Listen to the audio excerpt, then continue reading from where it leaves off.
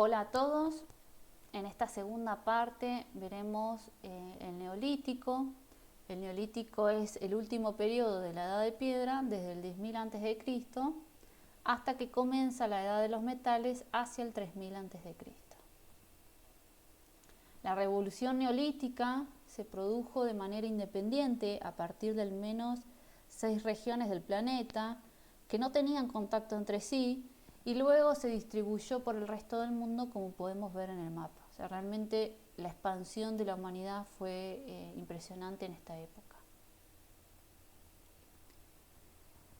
En este momento de la historia, el cambio climático con temperaturas mucho más cálidas trajo realmente muchos cambios en la humanidad. Esto les permitió comenzar con los primeros asentamientos estables, dejando de ser nómades. Le permite al ser humano también abandonar sus formas de vida de caza y de recolección, dejando eso en un segundo plano, para adoptar ya más la agricultura, la ganadería, también la domesticación de los animales. Estas prácticas le permiten tener sobrantes de producción que les permiten después el abastecimiento y el comercio en las épocas de invierno. Las sociedades eran mucho más complejas, ya se empiezan a realizar rituales religiosos y de enterramiento mucho más significativos que anteriormente, lo que lleva también a la realización de edificios destinados a esos rituales. Con respecto al arte neolítico, el gran cambio fue la aparición de la arquitectura, tanto para viviendas como para sepulcros y espacios para rituales, con el uso de los megalitos. O sea, piezas de piedra muy grandes. A su vez nace el tejido y la cerámica, porque necesitaban contener esos sobrantes de las cosechas y trasladarlos. Entonces por eso empezaron a surgir vasijas, cestos y otro tipo de objetos. Todos estos objetos eran realizados con varias decoraciones geométricas. Bueno, como ya dije, empezaron a realizar refugios mucho más estables, con materiales mucho más duraderos. Vemos que realmente las viviendas ahora no son apenas un refugio, sino una casa. Las herramientas ahora son de piedra pulida en vez de tallada, como en el Paleolítico. Y se suma, por supuesto, también el hueso, la madera, utilizaban también mucho el cuero de los animales. Surgen nuevos utensilios gracias al tema de la cerámica, como el uso del mortero, que, bueno, en este caso era realizado con piedras, que permitió convertir el cereal que cosechaban en harina para realizar pan. Eso les cambió mucho el tema de la dieta, de la alimentación. Y también el arado tirado por bueyes o asnos, que le permitió remover mucho mejor la tierra y labrar una mayor extensión de terreno en menos tiempo. En cuanto a la arquitectura, además de las viviendas que ya vimos, fueron muy importantes los sepulcros. Y estos eran construidos con grandes bloques de piedra que trasladaban desde largas distancias. El estudio de estas obras posteriormente reveló que estas sociedades tenían grandes conocimientos astronómicos y estos espacios megalíticos estaban orientados con el Sol y coincidían con eventos importantes como los solsticios o los equinoccios en el año. Existían 3 tipos de construcciones megalíticas: el menhir, que era una piedra única que estaba colocada de forma vertical de gran tamaño, estaba clavada en la tierra. En las imágenes coloqué también la de la derecha, que es de la Reserva Arqueológica de Tucumán, en Argentina, para que veamos cómo sucedían las mismas manifestaciones y avances artísticos en diferentes territorios, en territorios muy alejados entre sí, que no tenían ningún tipo de nexo entre sí. Los cromlech eran la segunda manifestación de estas construcciones. Son menhires que están colocados de manera circular o semicircular. Estos son mucho más escasos que otro tipo de monumentos megalíticos. Hay alrededor de 5.000 en total. El más conocido es el de Stonehenge en Inglaterra, de aproximadamente el 3000 a.C. Son 4 circunferencias concéntricas y según el análisis de estas construcciones, las utilizaban determinados días al año. Vemos ahí la imagen de abajo, una representación de cómo ingresaba el sol hasta el altar central y por eso se cree que era utilizado como un observatorio astronómico. Luego están los dólmenes, que estaban construidos con 2 piedras verticales y una encima horizontal, que precisamente dolmen significa gran mesa, y eran utilizados como sepulcros colectivos.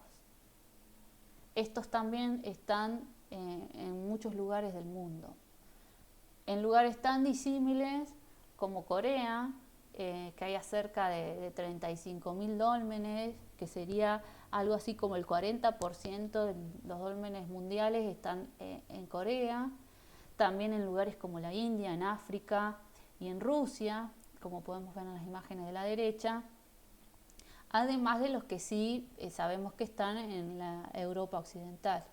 Y podemos ver que cada uno de estos dólmenes tiene una impronta diferente según el lugar en el que están, pero que en esencia son lo mismo y eran utilizados para lo mismo, o sea, sepulcros.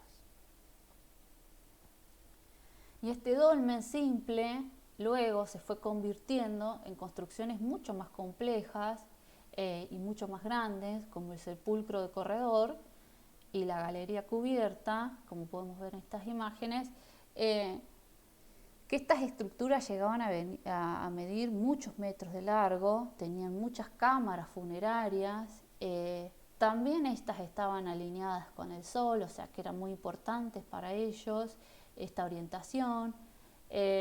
Por ejemplo, la cueva de Menga, que tenemos ahí en las imágenes, llegó a medir 25 metros de largo, o sea, eran realmente construcciones monumentales. Ya en una etapa más avanzada, alrededor del 2000 a.C., existe esta cueva del Romeral en España. Implicó un gran cambio, quise ponerlas para que veamos un poco la evolución de estas piezas, porque fue realizada con piezas mucho más pequeñas, o sea, fue dejado a un costado las piezas grandes y eran piezas muy pequeñas puestas en hilera, que iban formando grandes construcciones como en este caso una gran bóveda que tenía realmente muchos metros. Ahí podemos ver el gráfico, que era realmente muy muy grandes.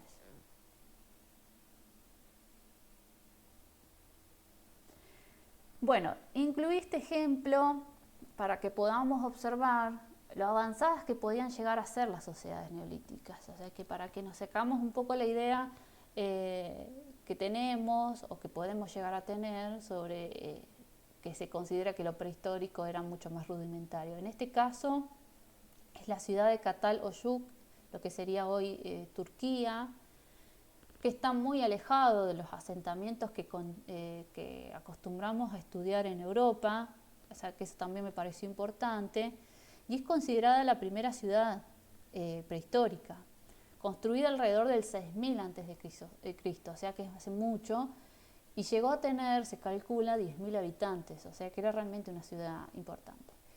En la imagen superior podemos ver que eran las ruinas encontradas, y las demás imágenes son reconstrucciones de cómo llegó a ser en su momento. La imagen de la derecha es importante para mí porque muestra el interior de una vivienda tipo, y es realmente sorprendente porque tiene estufa para cocinar y para calefaccionarse, pisos de ladrillos bien rectos, una escalera y un entrepiso, o sea que realmente parece una vivienda actual. y tiene 8.000 años. O sea, es realmente muy, muy importante lo que llegó a ser el hombre neolítico. Y ahí había muchas estatuillas también de la diosa madre que vamos a ver más adelante.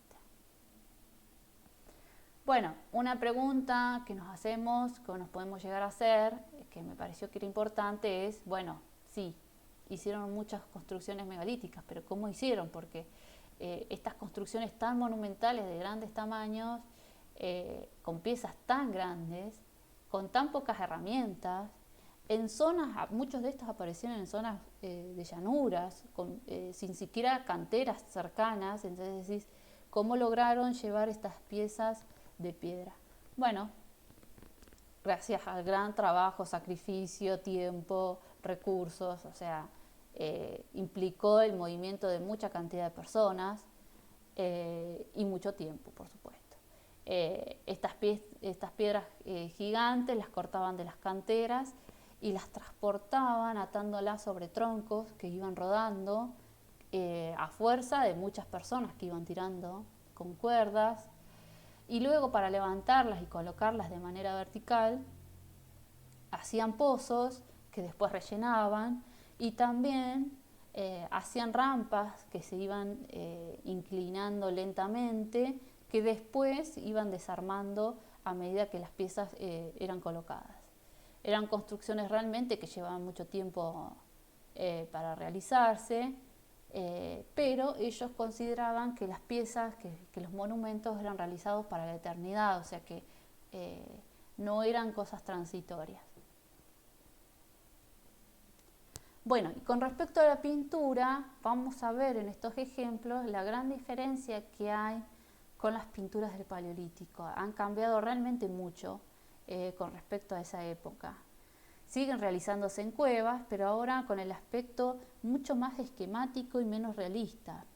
Se toman mucho menos en cuenta los detalles y el realismo de cada uno de las representaciones que hacen. Estas formas, que parecen mucho más simples, en realidad implica que el cerebro humano fue desarrollándose y logró dar inicio al uso de signos y de símbolos, con siluetas mucho más estilizadas. Realmente esto implicó una gran revolución en el ser humano. Y además de los animales sueltos, ahora representan a la figura humana y hacen escenas mucho más complejas, o sea, no son animales puestos sueltos sobre la piedra, sino que ahora arman escenas como de cacería o de danzas, entonces realmente cambió mucho. En este ejemplo de una cueva española podemos ver la imagen, que eran realmente muy esquemáticas. Se considera que era un ídolo y un jefe que era figurado por una espada. Estas son, por supuesto, teorías y representaciones, significaciones que se le han dado actuales. Son líneas todas geométricas, son monocromas y tienen precisamente un gran simbolismo.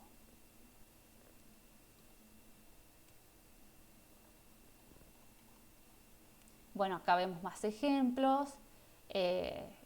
Los animales realmente están todos muy esquemáticamente realizados. Son todos monocromos,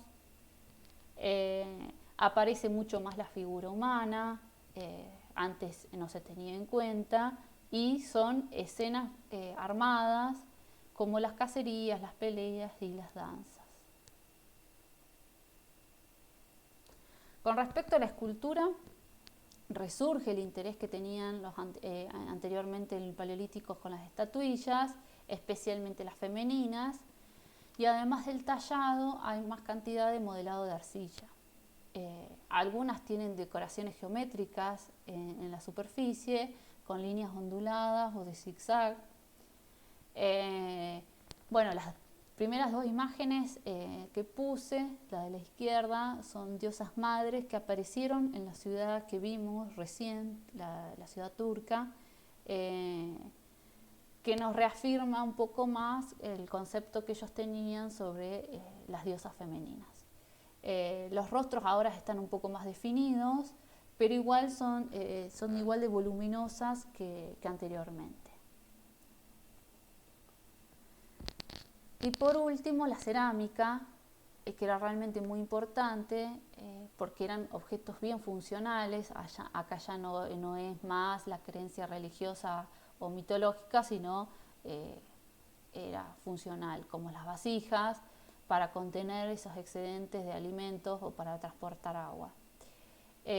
Estas cerámicas estaban realizadas en arcilla, moldeada, con dedos o con punzones, con piedras, con todos los objetos que pudieran llegar a tener, y decoradas con incisiones que eran realizadas con moluscos, que estas decoraciones eran de trazos geométricos y simétricos. Bueno, y así terminamos con la época de piedra de nuestra civilización. Hasta luego.